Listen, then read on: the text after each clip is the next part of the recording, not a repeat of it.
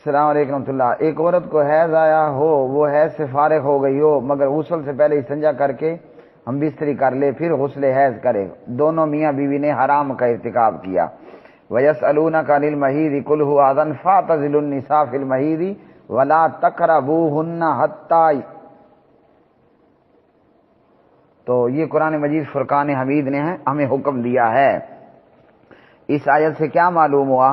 اس آیت سے یہ معلوم ہوا کہ جب تک بیوی حیض کے ساتھ ہے اس کے ساتھ کیا نہیں کرنا، ہم بستری نہیں کرنی۔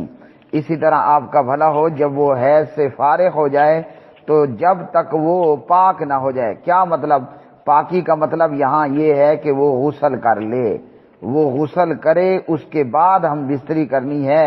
غسل کرنے سے پہلے جو ہے وہ ہم بستری نہیں کرنی۔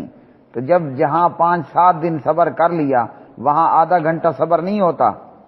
اس لیے ایسے شخص کو چاہیے کہ وہ اس پر کفارہ ادا کرے اور توبہ اور استغفار کرے اور آئندہ کے لیے جو ہے وہ صبر جمیل اختیار کرے۔ کیا کرے؟ آئندہ کے لیے وہ صبر کرے۔ آیت کا اگلا حصہ میرے دماغ سے چوک گیا تھا، دوبارہ پڑھے دیتا ہوں۔ وَيَسْأَلُونَكَ عَنِ الْمَحِيضِ قُلْ هُوَ أَذًى فَاعْتَزِلُوا النِّسَاءَ فِي الْمَحِيضِ وَلَا تَقْرَبُوهُنَّ حَتَّىٰ يَطْهُرْنَ فَإِذَا تَطَهَّرْنَ فَأْتُوهُنَّ مِنْ حَيْثُ أَمَرَكُمُ اللَّهُ إِنَّ اللَّهَ يُحِبُّ التَّوَّابِينَ وَيُحِبُّ الْمُتَطَهِّرِينَ۔ یہ پارہ نمبر 2 ہے اور سورہ البقرہ ہے اور آیت نمبر اس کی 222 ہے۔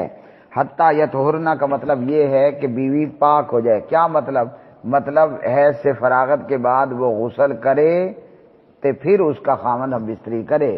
اور شادی شدہ عورت کے لیے ایک اور ادب آداب بھی ہے کہ غسل کے بعد کسی چیز پر تھوڑی سی پرفیوم، خوشبو، عطر لگا کر حیض کی جگہ میں رکھ دے تاکہ حیض کی جو گندی سمیل تھی وہ خامن کو نہ جانے پائے، وہ سمیل دور ہو جائے اور لطف و سرور کے اندر کوئی کمی واقع نہ ہو۔